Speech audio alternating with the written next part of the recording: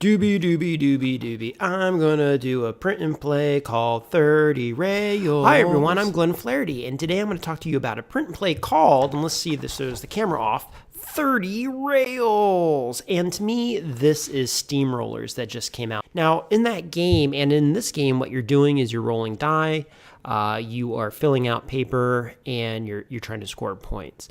To me, they essentially play the same. Steamrollers is a little bit more robust, but it's also $49.95 MSRP, and it's a roll and write, okay? This one here is just a piece of paper. You can print it out on demand, and the rules are almost the same. Let me explain what to do. And okay, everyone, this is a piece of paper for 30 Rails, and all you got to do to play this game is you need 2 die of different colors and a pen, right? So that way you're stuck with your decisions. That's what I always like to do. I don't like using a pencil. That's an easy way out. So what you're going to do in this game is essentially you're trying to connect stations in the game, okay? And stations, kind of like in Steamrollers, in Steamrollers, you're delivering goods. Here, you're trying to connect stations at different point values, okay? And the way you're going to do this is you roll these die, and you're going to place a certain amount of barriers on the board. So first thing you're going to do is you're going to place a mountain in each of these rows right here. So you roll this die and you roll 1, right? So you roll this. Now this die says a 4. So what that means is I'd go 1, 2, 3, 4, and I'd put a mountain there. Now the good thing is when you roll a bunch of mountains, you can, let's say I rolled a bunch of numbers. They're going wherever they are. I'm just spreading them out as an example to get us going. And then you have to place, one in every row. But let's say I was about to place a mountain and it would have been right here. If I placed my mountain right here, I would have had a really big barrier. So the good thing in this game is you can choose to not include one row of mountains. So I would choose to leave that one open so I have some nice movement in there. That's the variation number 1, okay? So first you're going to place those mountains. Now you're going to place a mine. In the mine, you're mining inside a mountain. So you can place a mine right here. I'll just write the letter M right there for mine. And what a mine is, that's going to give you bonus points at the end if you connect to it. So if you notice over here on this side of the board, this is the scoring for everything. So every time you have a station connect to a mine, the first one gets 2 points. If a second one connects, you're going to get 6. If 3 connect, you're going to get 12. And if 4 connect, you're going to get 20 points. That's awesome, okay? So you put a mine there.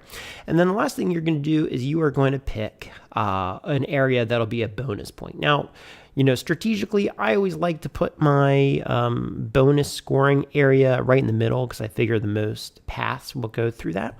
So I'll put it like somewhere there. And every time one of these train connectors go through it, I'm going to score a bonus of 2 for every track that goes through it. Now, what do all these numbers mean? What do they mean to us, and what does all this mean to us? Well, when we're laying track in the game, you're going to do 2 things. And it's even color coded. You can see down here, this die is colored and how this die here is white or clear. So when I roll, I get these 2 numbers.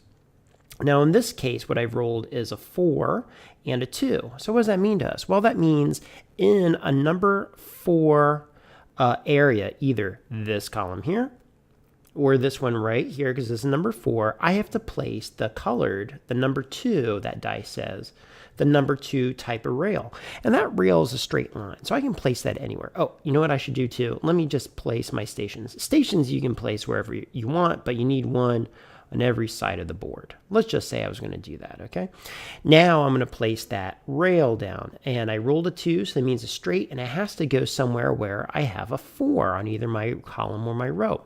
Well, I'm going to start the game. I'm just going to say I'm going to place it right there, okay? And that was it. I'm going to roll again, and now this time, boy, I rolled a number 4 again, but this time the rail I rolled says number 3. So the number 3 is a little curvy curve. And when you do these curves, they can be oriented however you wish. So I'm going to curve it like this. I'm going to put that in. And you can see slowly I'm trying to build, let's say, a railway to number 3.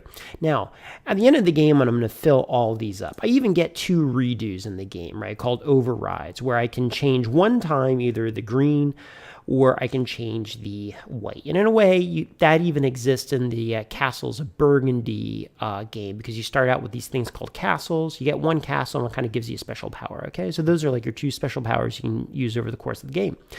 Now over here for the scoring, to figure out how you do it, is if you were able to connect station 1 and 2, you are going to get 1 point. If you are able to connect 1 and 3, you will get 2 points. And so there's all the different combinations that are going to score you points. So just for our example here, you can see I connected 1 to 3. And so that combo there is worth 2 points, and that's really important because you can see here station 3 and 4 is worth 5 points. So you would want to put a big emphasis on trying to connect those 2 stations, right, to really get a high score in the game. Now and let's just say I did that just to put in the scoring. Okay, so I've scored a 2 and a 5. So far I have 7 points. The next condition of the scoring is how many squares did you traverse to get to it. So let's say if I did 1, I had to go through 1, 2, 3, 4 squares to get there. All right, so I got 4. So now I got that so far has been worth 6. To get from 3 to 4, which is hard to do, already scored me 5 points. I'm going to get 1, 2, 3, 4, 5, 6, 7, 8. Man, nice. I got 8 points there, so that's a total of 13, so I'm in pretty darn good shape. Okay, now unfortunately, none of my 2 pass that I made went through my bonus area. All right, so womp womp, big X. That's what I'll give myself. I was about to write a question mark, but why?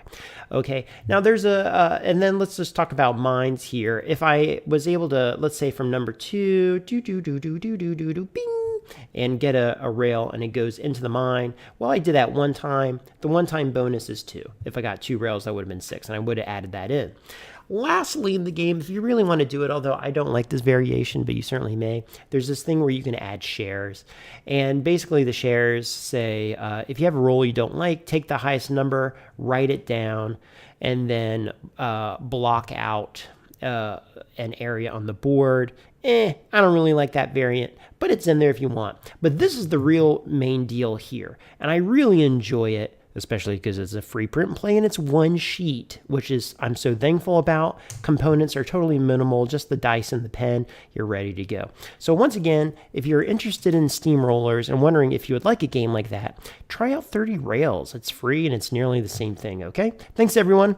Talk to you later. Bye. Doobie, I'm gonna do a print and play called 30 Rails.